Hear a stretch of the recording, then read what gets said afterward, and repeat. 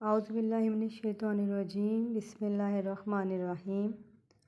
شروع اللہ کے نام سے جو بڑا مہربان نہایت رحم والا ہے۔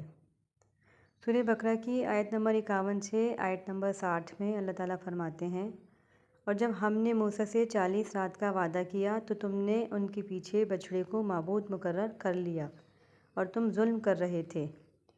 پھر اس کے بعد ہم نے تم کو معاف کر دیا تاکہ تم شکر کرو۔ اور جب ہم نے موسیٰ کو کتاب اور معجزے عنایت کیے تاکہ تم ہدایت حاصل کرو۔ اور جب موسیٰ نے اپنی قوم کے لوگوں سے کہا کہ بھائیوں، تم نے بچھڑے کو معبود ٹھہرانے میں بڑا ظلم کیا ہے، اور اپنے پیدا کرنے والے کے آگے توبہ کرو اور اپنے لیے ہلاک کر ڈالو، تمہارے خالق کے نزدیک تمہارے حق میں یہی بہتر ہے، پھر اس نے تمہارا قصور معاف کر دیا، وہ بے شک معاف کرنے والا اور صاحب رحم ہے۔ اور جب تم نے موسیٰ سے کہا کہ موسیٰ، جب تک ہم اللہ کو سامنے نہ دیکھ لیں گے تم پر ایمان نہیں لائیں گے، تو تم کو بجلی نے آ گھیرا اور تم دیکھ رہے تھے۔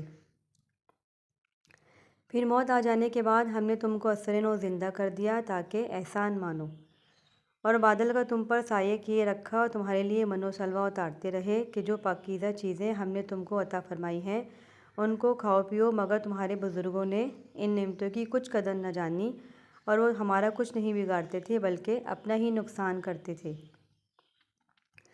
اور جب ہم نے ان سے کہا کہ اس گاؤں میں داخل ہو جاؤ اور اس میں جہاں سے چاہو کھاؤ پیو، اور دیکھنا دروازے میں داخل ہونا تو سجدہ کرنا اور حطۃ کہنا، ہم تمہارے گناہ معاف کر دیں گے اور نیکی کرنے والوں کو اور زیادہ دیں گے۔ تو جو ظالم تھے انہوں نے اس لفظ کو جس کا ان کو حکم دیا تھا بدل کر اس کی جگہ اور لفظ کہنا شروع کیا، بس ہم نے ان ظالموں پر آسمان سے عذاب نازل کیا کیونکہ نافرمانیاں کیے جا رہے تھے۔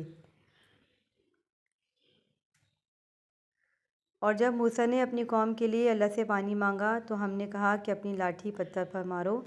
انہوں نے لاٹھی ماری تو اس میں سے 12 چشمے پھوٹ نکلے، اور تمہارے لوگوں نے اپنا اپنا گھاٹ معلوم کر کے پانی پی لیا۔ ہم نے حکم دیا کہ اللہ کی عطا فرمائی ہوئی روزی کھاؤ اور پیو، مگر زمین میں فساد نہ کرتے پھرنا۔